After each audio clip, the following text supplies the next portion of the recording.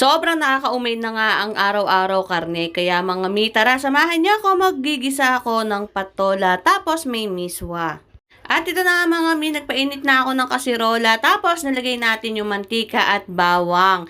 Sunod ilalagay na natin yung sibuyas. Tapos mga mi, nagpabili din ako ng hibe. Yung hipon na maliliit, tapos yung pinatuyo, parang dried shrimp yan. Ito yun, maliliit lang siya mga mi yung hibe. Tapos gigisahin natin yan at ilalagay naman natin yung patola na pinabili ko sa jowa ko.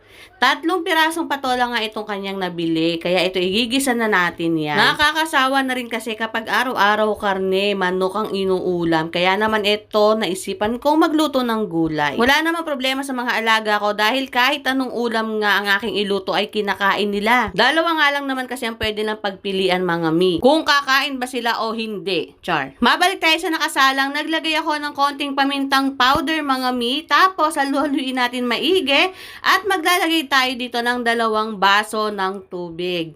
Bali, naglagay din ako dito ng patis mga mi. Tapos, maglalagay rin ako ng isang Knorr chicken cube pang palasa.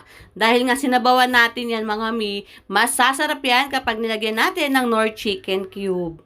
Tapos takpan at pakuluin at kapag ganyan na nga mga mi ang itsura ng ating patola at kulong-kulo na yung tubig ay ilalagay naman natin itong ating miswa. Hindi nga natin ito todo itong isang pack ng miswa na nabili ko sa grocery dahil magtitira ako para sa igigisa kong sardinas. Pagkalagay ng miswa, haluin natin maigi at naglagay din ako dito ng nilagang itlog.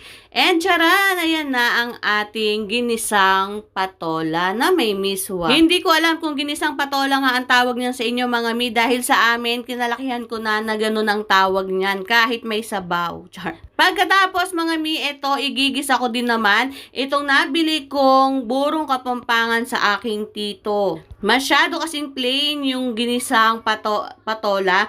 Kaya naman ito, naisipan kong igisa na rin itong burong nabili ko. Igigisa lang to sa bawang, sibuyas at kamatis. Kailangan mga mi, gisang-gisa yung 3 yan. Yung as in sobrang malambot na yung kamatis, naglabas na yung natural oil niya.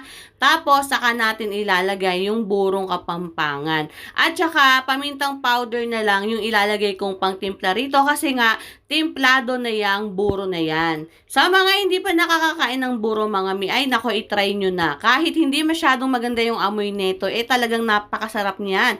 Tapos, bagay na bagay yan sa sinigang na isda, sa pritong isda. Ay nako, as in, ang sarap-sarap talaga niyan. Dito nga lang sa bahay, ako lang yung kumakain yan. Ang aarte ng mga kasama ko. Ayaw talaga nilang kainin yan. Kung bata ako ay hindi rin naman ako kumakain nito kasi nga parang alam nyo na, 'di ba? Hindi naman maganda talaga yung amoy. Pero neto, na-appreciate ko na siya, yung lasa niya, ang sarap niya mga mi, as in. And ayan na, naluto na yung ating burong kapampangan. Tapos, kinagabihan mga mi, ay naisipan naman namin maglamyerda. Sa umaga nga ay mga busy kami, kaya ito, sa gabi na nga lang kami nakakagala minsan. Biglaan nga lang ito mga mi, kasi nga sobrang daming gawa namin pare-pareho sa umaga dahil sa aming mga negosyo. Ito, magto 2 AM na yata ito ng madaling araw. Tapos kami alive na alive pa. Bali, umorder lang kami dito mga mi, tapos sa bahay naman kami magkakainan. Tapos ayan, kapi-kapi lang kami. At ayan na nga, dumating na yung order namin. Tapos si Bat na pauwi. And ito, nagkakainan na kami, diba? Parang almusal na to. Char. Almusal bago matulog, ganon. And that's it for today!